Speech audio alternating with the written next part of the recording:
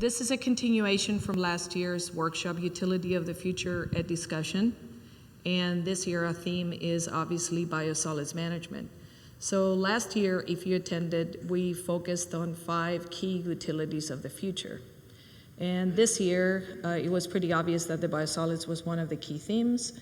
So we selected a panel that would actually address the biosolids for the utilities of the future. Starting off with Dr. Glenn Diger, that represents academia, we thought it would be a good way to basically find out from a technology point of view what they think. Then we have our technology partner, Jim Porteous. We have Bruce Johnson as the engineering consultant. And we selected one of the 5 utilities that we featured last year. It was DC Water was one of the 5. So Sudhir this year represents DC Water. The format will be pretty much based on the questions that you guys answered. So we had 272 responses with comments on what would you like to see. So we divided it up by speaker, and there was a big percentage of less than 3 MGD brand new plant. So Jim would take the lead on that, but it was pretty much a split vote on how many of you wanted Class A or Class B. So the panel decided we're going to address both. So actually Jim will talk about 2 different flow sheets, one for Class B and one for Class A in that flow range. There was a huge range of people between 5 and 10 MGD, actually between 5 to 10, 10 to 15, but all of them brand new that they needed to meet effluent quality, but also reuse and BNR in Class A and energy recovery. So Dr. Diger would take the lead on that one. And we moved to the 20. That was the question between 10 and 50. We had quite a few of them on the 20 to 50.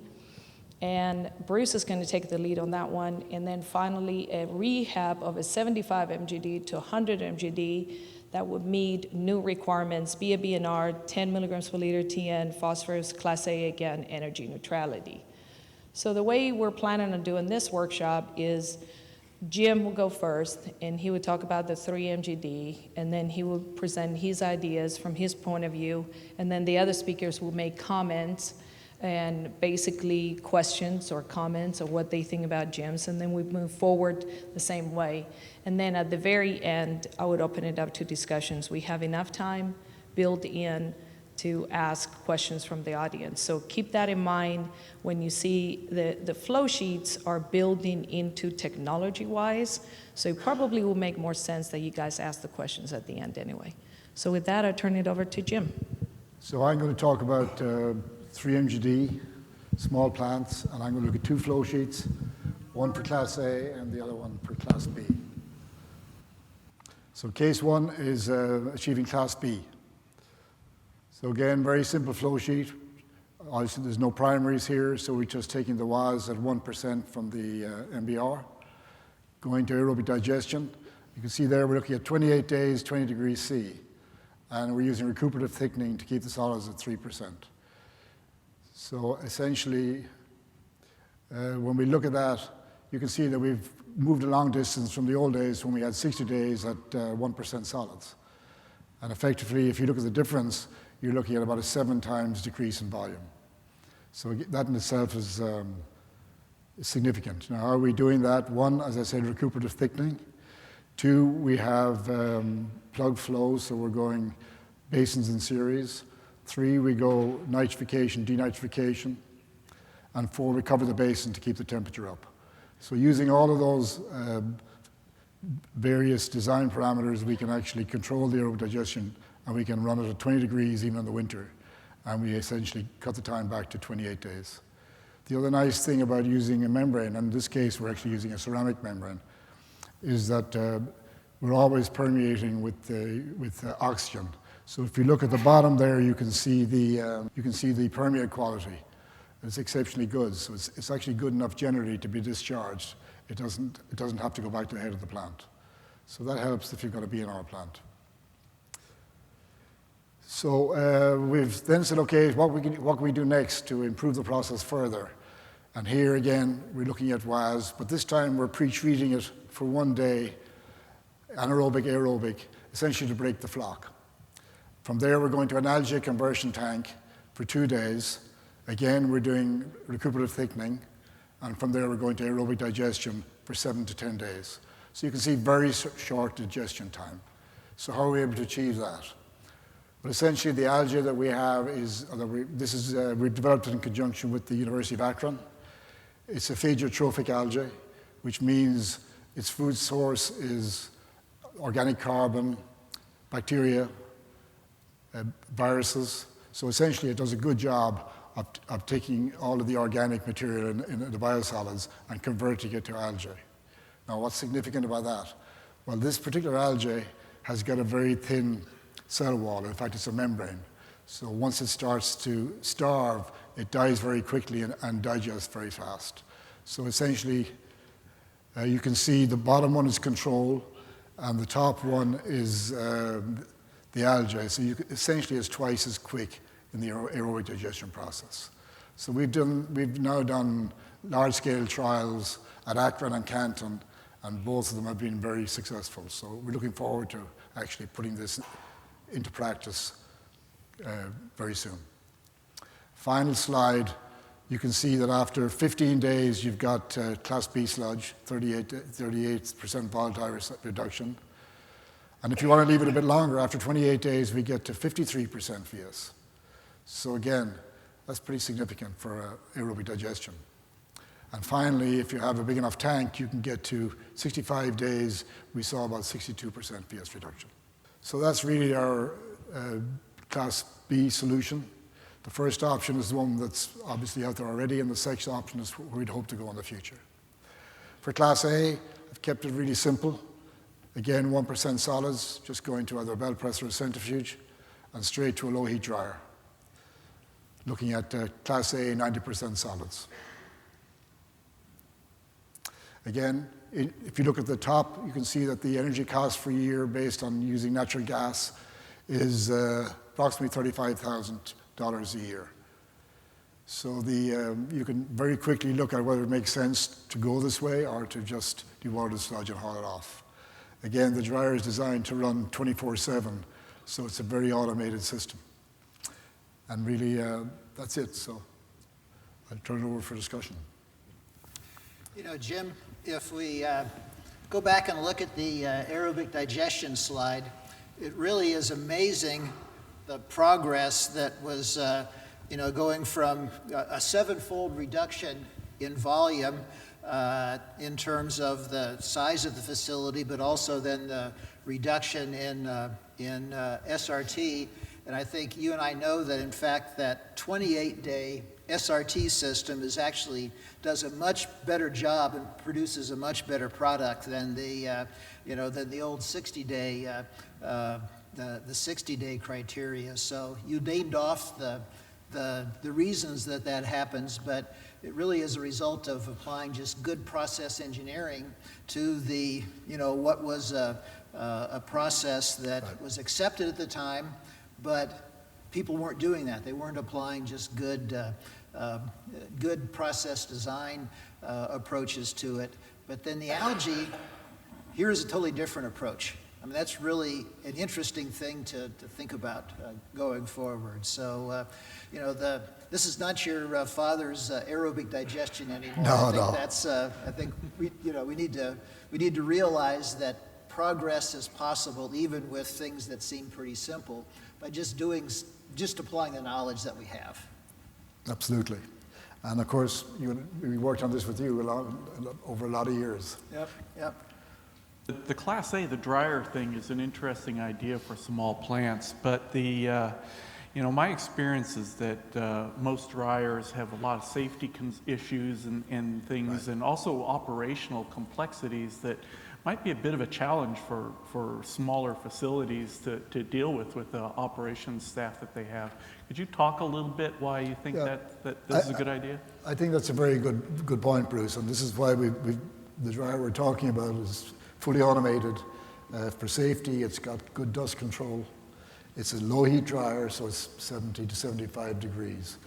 And it really doesn't need a whole lot of operator attendance. It can actually run 24/7 unattended. So from that point of view, I think it's a little bit different concept, but it may be a good fit for some of these plants. And I think it's certainly worth a look. Jim, I was quite interested actually in the previous slide that Glenn pointed to.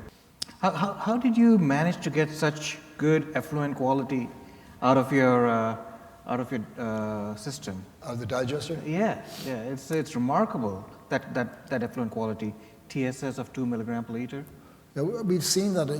It surprised us as well, to be honest with you. But we've seen that consistently, and it's the fact that you're not just nitrifying, you're denitrifying. So that's continuous loop, and then finally you're permeating through the membranes. So any phosphorus you release in the digestion is uptaken in that aerobic zone before it's discharged. So the combination of those things has generally given us a really good effluent. Remarkable.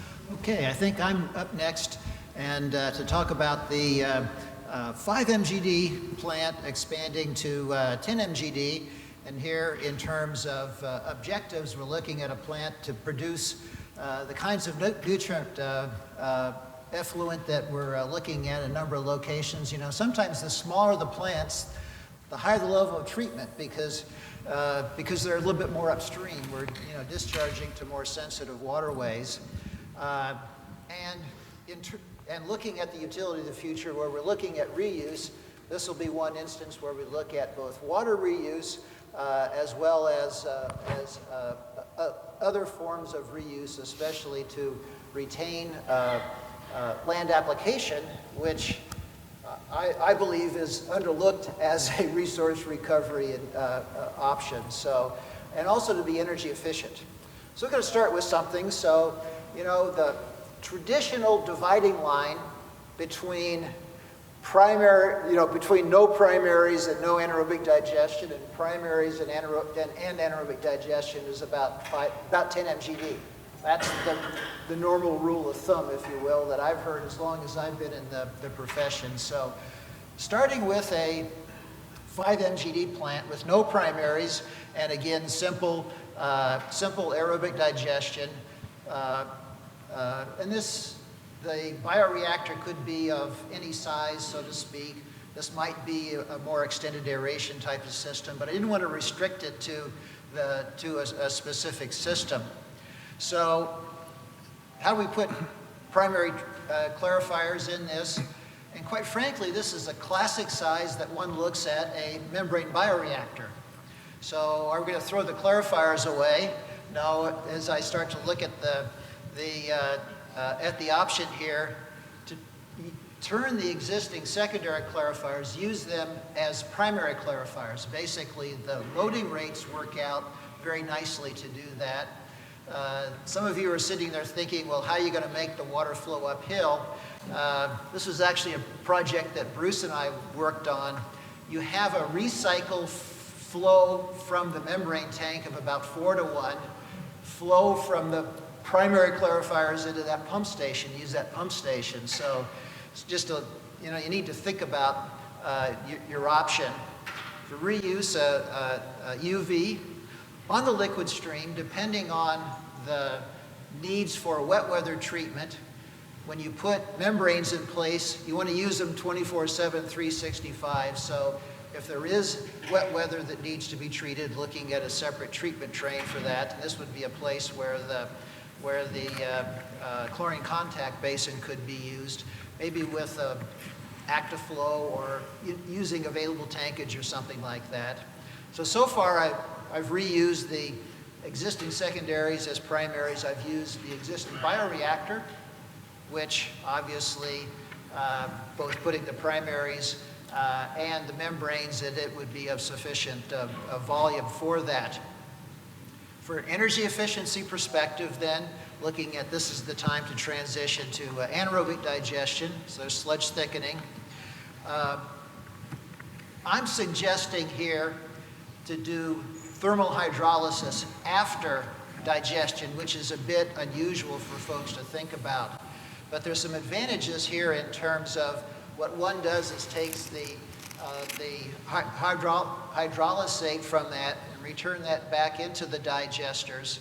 This will give you the most destruction and the most conversion of organic matter into biogas, because you're basically with that THP system cleaning up what the digesters can't get.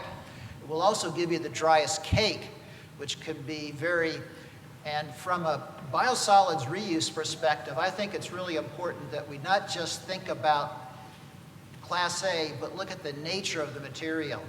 What I've observed with this kind of approach is that it doesn't look like biosolids, it looks like soil. So just that look and feel is important. The deammonification to handle the side stream, and you might well have phosphorus recovery in this because I'm looking at doing both biological nitrogen and phosphorus removal.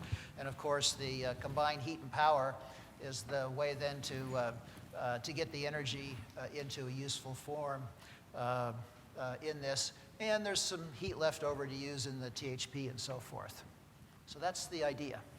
So Glenn, you're very forward-thinking in your design there, dealing with the biosolids of it. I was wondering, on the same vein, if you're going to do co-digestion, bringing in food waste, the high-strength waste, fog, that kind of stuff, how would that affect or impact your system here? Do you think that would be, I mean, people normally think of it as a good thing, but I'd like to hear your thoughts on that. No, I think in this also allows me to make one other point, Bruce. A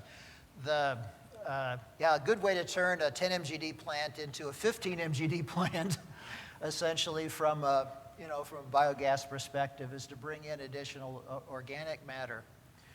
And you think about, one of the things that we often don't think about is the sizes of units and the needs for redundancy and so forth at scale. So, there's a big difference between a 10 MGD plant, as we're discussing here, and a 100 MGD plant that Sudhir is going to talk about. You're going to likely have two tanks as your digestion system.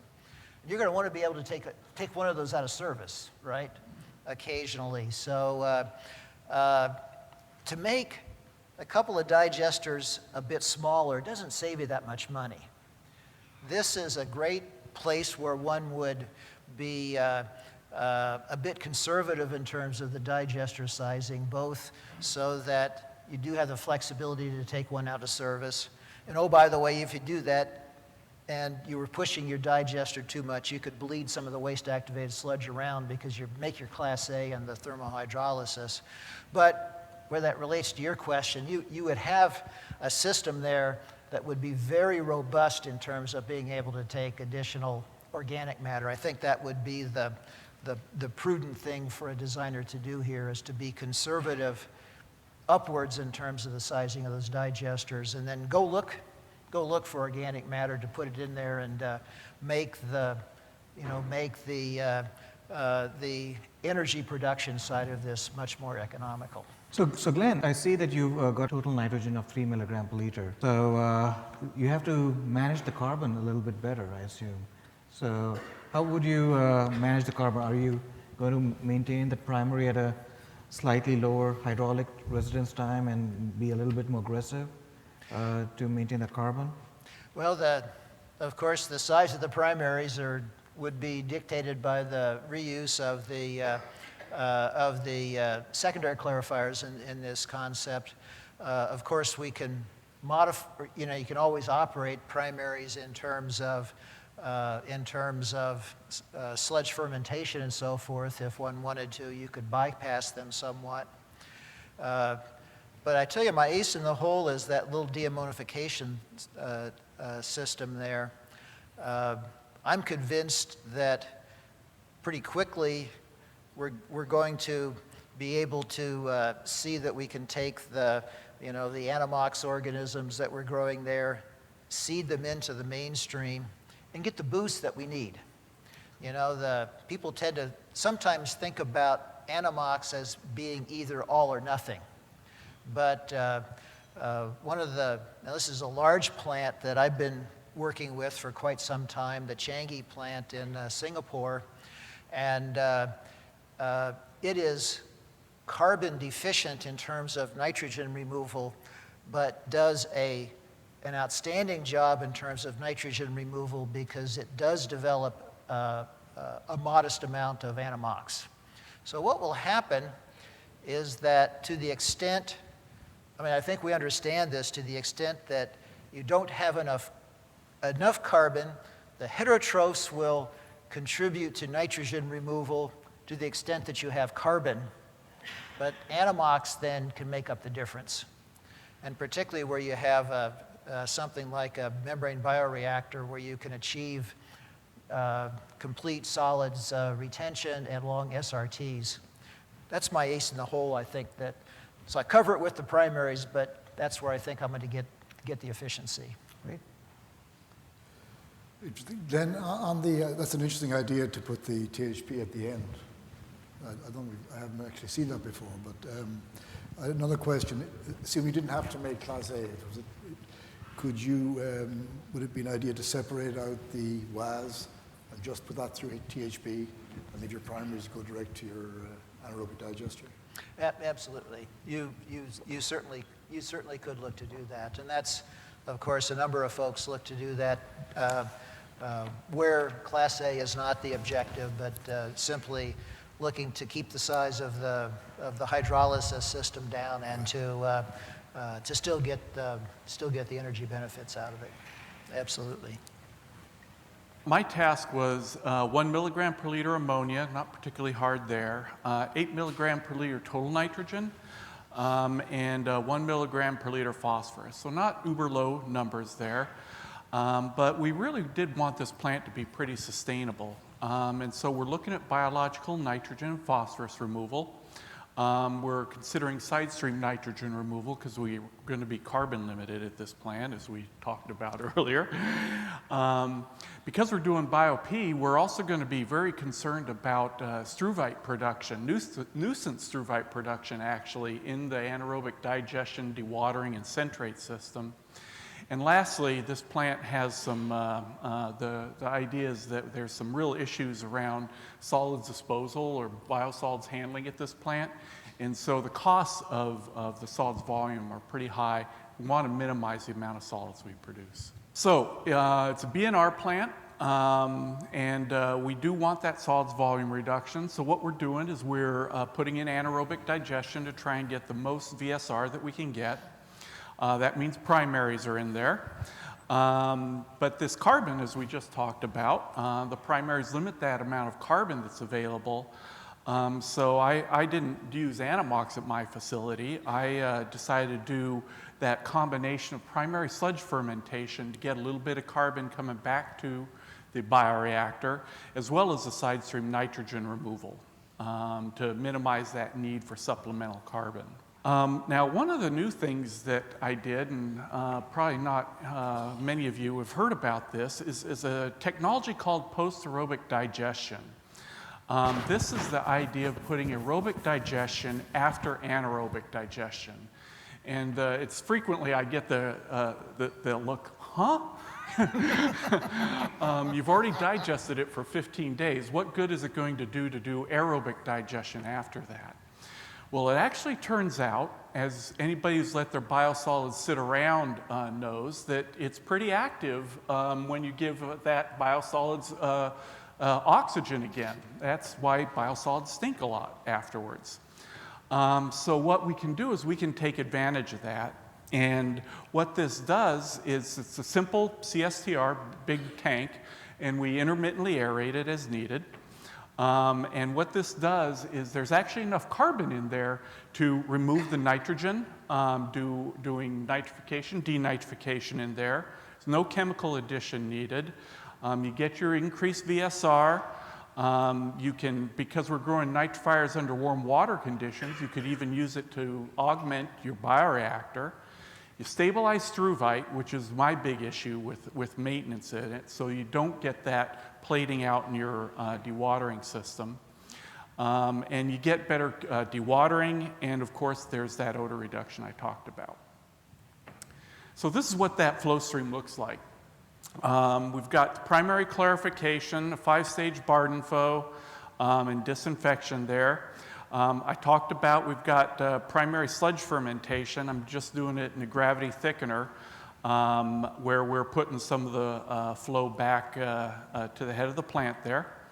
WAS, GBT thickening, goes to anaerobic digestion, regular mesophilic digestion, 15 days, you know, let's hit our Class B out of that. No need to stress out the regulators. Post-aerobic digestion afterwards. This is a 5 to 10 day HRT tank followed there, and it can actually double as your solids equalization tank. So you can let the level go up and down there as you need to. Dewatering, and since we're treating that whole sludge stream for nitrogen removal anyway, the dewatering centrate is already pretty low in nitrogen, typically less than 50 to 100 milligrams per liter TIN, ammonia plus nitrate coming out of it. So that was my flow scheme. It's not quite as involved and doesn't have as many cool pieces to it, but this is something I think would meet all the goals of this project here. I was looking at that post-aerobic digestion. What if you actually start recycling between the aerobic digester and the anaerobic digester? What do you think would happen? My favorite subject. I've designed a couple of plants where I put that pipe in that allows that to happen. This is something Glenn and I and Sudhir actually been talking about for quite a long time. I think it was that digestion workshop at DC Water like many moons ago. Anyway, the idea is that bugs that you grow under anaerobic conditions are degradable under aerobic and vice versa. And so if you recycle them, there's really good reason to believe that you're going to get improved VSR destruction. In fact, as you know, John Novak with Virginia Tech did that work at the lab scale that showed a pretty significant increase in the VSR when you did recycle that aerobic I think he sludge saw back. almost 70%. Yeah, he was a total of 70% plus VSR through the combined anaerobic and aerobic system there. Interesting. I see you've reduced your mesophilic time as well, have you? It's not really necessary to do that. It's, you know, the time under anaerobic digestion, really the trick is to get all those aerobic stuff that comes in pretty converted under those anaerobic conditions there. Right. And so in theory, you could run it. In fact, our Spokane County plant, I think they're running down around 8 days in their anaerobic digester right now. And they're still able to hit their VSRs and destructions they need with the post-aerobic digester afterwards. So did you do any comparison between this and THP when you were doing your evaluation? I did, and it's we actually find it's pretty similar increases in VSR. PAD might even be a little bit better. One thing it doesn't do is that soil-like quality that Glenn talked about, though, in the biosolids. It doesn't quite do that, but the total amount of solids production appears to be equal to or actually better than THP right now. Very interesting. And of course, you're also, with this, you're getting the nitrogen removal, which would have to be separate with THP. What happens to struvite in the pad? Or do you... Those of you who run BioP plants know that you get a lot of struvite coming out in dewatering and often in your centrate or filtrate pipes in your plant or holding tanks there. What the post-aerobic digestion does is it stabilizes that struvite formation in that high solids environment of the post-aerobic digester. And so instead of plating out on walls and centrifuges and belts and causing all those problems, the struvite comes out on the solids in there and gets disposed of in your solids phase. And so there's actually almost no issue anymore about struvite in your dewatering or centrate systems if you're doing this pad type process there. So you're going to be limited by how much precipitation by the magnesium, so you're going to have a recycle, but I assume you could add magnesium if you wanted to there to control that recycle. There are a number of ways that we might be able to increase the amount of struvite. You bring up a good point that the pad by itself doesn't precipitate a lot more struvite than you would under a regular system. It's just now we're putting it in a good place instead of on pipe walls. That's good. We like that. That is a good thing, but it doesn't actually do struvite generation like you think of, you know, these other technologies that are out there right now as that. But there are different ways that that might be approached depending upon the needs of the facilities. Now, most folks, as soon as you talk about aerating digested sludge, someone out here, maybe more than one person out here is thinking, well, this is going to smell. So how do you deal with the odors? Actually, that's another great thing about it. People laugh, but when I stuck my head in the hatch over the top of the post-aerobic digester, it smells like activated sludge coming off that system there. It runs typical ammonias in the pad process are somewhere between 5 and 20 milligrams per liter, depending on where you run it. So it's pretty low ammonia, so you get rid of all that odor off of it. And because it is run aerobic and anoxic, it's never going anaerobic there, so it has that fresher type thing there. You're not aerating digested sludge, you're aerating a reactor where reactions occurred and removed a lot of that stuff. We're aerating more of an activated sludge system than we are anaerobic sludge here. Yeah, but you do get some temperature elevation there too, right? Oh, we do. This is again showing how active it is, how much you can degrade actually coming off the anaerobic digester. Is we can raise the temperatures in there pretty high because it is an exothermic reaction. So if you're in a hotter climate, you know, we may want to consider a little bit of cooling in there as well to make sure we don't cook things off, because it'll go above 40 degrees C pretty easy in the high summer. In my case, we have this 75 MGD plant that needed to be upgraded to 100 MGD. So this is obviously a big plant. And big plants are typically in big urban areas where there is no room to grow. And so as often happens, this big urban area now previously was just doing nitrification perhaps, and now needs to do nitrogen removal. It has no room to grow. But you want to maybe start thinking differently from a biosolids perspective, understand what your assets are, and then maybe try and develop approaches. Perhaps go for Class A, perhaps go for energy neutrality because you have biosolids and CHP.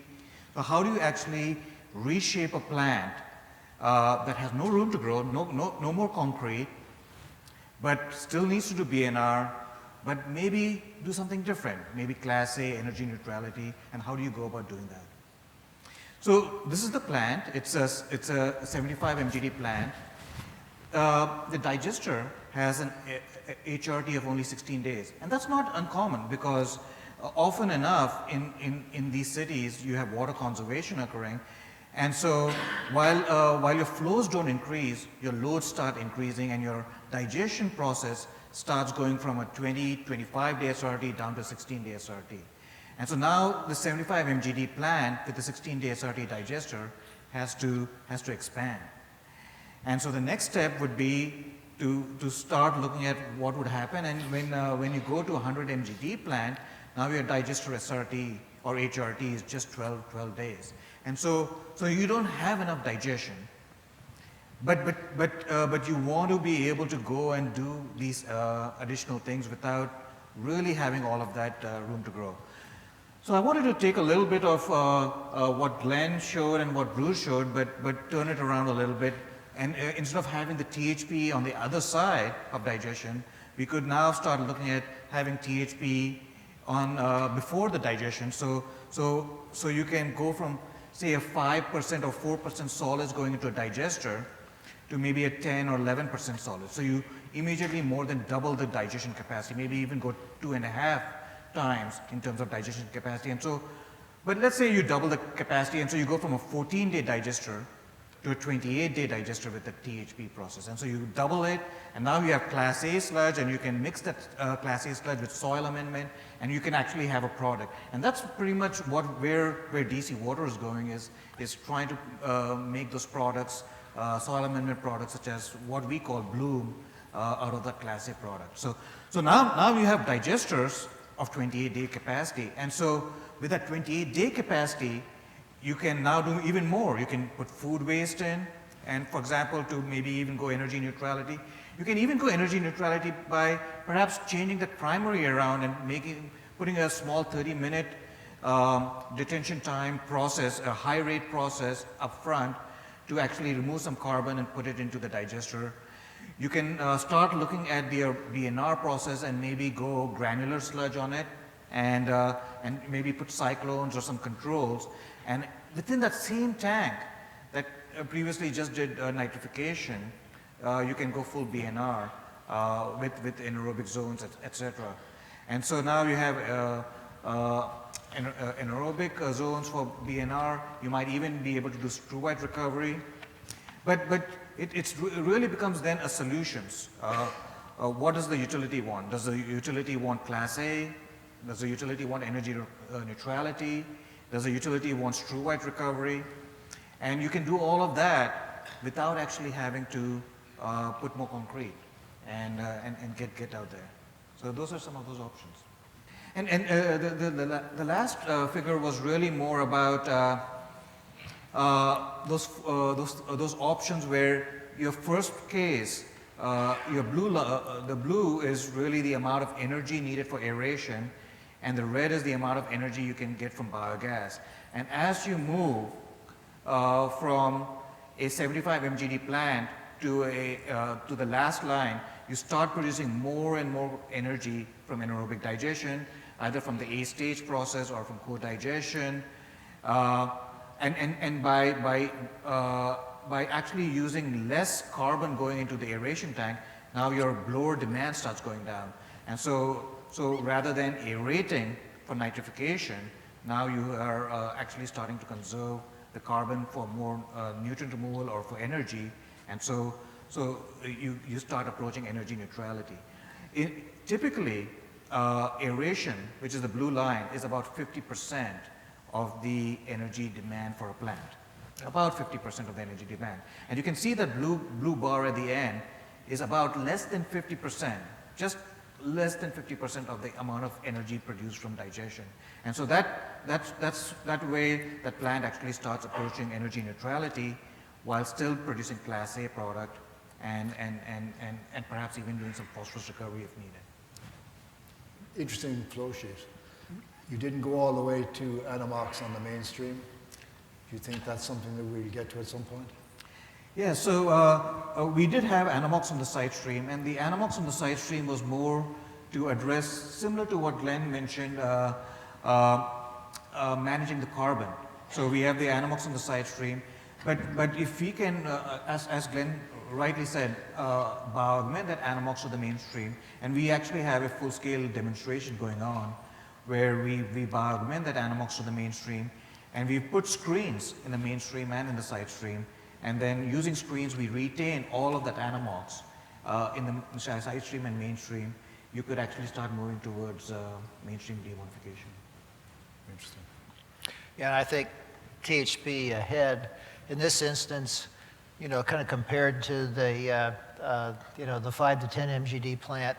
Here, yeah, you have existing digesters, so you can avoid expanding them. And again, in terms of volume, it's not a matter of digesters getting a little bit bigger or smaller, it's more units. So the difference in the economy of scale, and that's sometimes that I think we all observe that people don't think about that economy of scale, that you do certain things at smaller plants, certain things at bigger plants, just simply because of the scale of the units. So yeah, this in this instance, it makes real sense to do this, I think. So I was wondering, I mean, when I've been looking at A-stage and SEPT and everything, and what I found is that SEPT actually gives you better carbon diversion than A-stage does normally. And oftentimes plants have to add metal salts to help control struvite in the downstream system. And so there's some synergies there that if you're going for energy neutrality, Did you consider the SEPT approach rather than the A-stage approach in this? That's a great question. I think one could certainly consider SEPT. One thing that the A stage does, though, is you grow a lot of microorganisms in the A stage, and huge amount of microorganisms, and by doing that, you actually also redirect nitrogen. And so while you're redirecting carbon, you also redirect a lot of nitrogen down into digestion. And the more you redirect the nitrogen, the more that nitrogen can be treated in that anammox process in the side stream. And so it's both a carbon redirection, but also a nitrogen redirection. And by doing that nitrogen redirection, you can actually move more of your nitrogen. So maybe from going from 15 to as much as 25% nitrogen into that side stream. And then you have even more nitrogen, more anammox growing there, and then more anammox to bioaugment. So it becomes a virtuous cycle rather than a vicious one. And so you try to move it in that direction. Interesting. Thank you, Sudhir. There's some themes here. And I think for the audience, you obviously know that we looked at these and you know, there's certain concepts and certain points that we wanted to make, but I think the first thing that you will obviously take away from this is that you can't do biosolids without looking at the liquid stream, and you can't do liquid stream without looking at the biosolids. And that discussion between Bruce and Sudhir was a great example of that. So the second thing is that you do different things at different scales, just because of the economies of scale of different units. And I think the biosolids, it's not just the numbers, it is the characteristics, what the stuff looks like. And, I'll share you with one of my criteria in terms of what biosolids need to look like for land application. So I grew up at a pig farm in Indiana. So manure was part of daily life. So, if you grow up in that, so this is kind of, if you're talking about land application in the middle part of the country, that's what people are used to. It's okay if it looks like manure, because that's, increasingly, our population is growing the fastest on the coasts. A lot of these folks are folks that are now in the rural areas. They moved out of the urban areas, and they don't want to see something that looks like manure. That's what, they don't want that. So an observation I'll share with you is that what a material looks like is very important in terms of its long-term acceptability. And this is something I absolutely believe we don't pay enough attention to. And it doesn't matter whether it meets Class A or Class B or whatever, if people find it objectionable. And as you saw, we also talked a little bit about that. So I'd offer those as just some kind of closing thoughts before we go into the questions here. So. Okay, on that very positive note, thank the panel.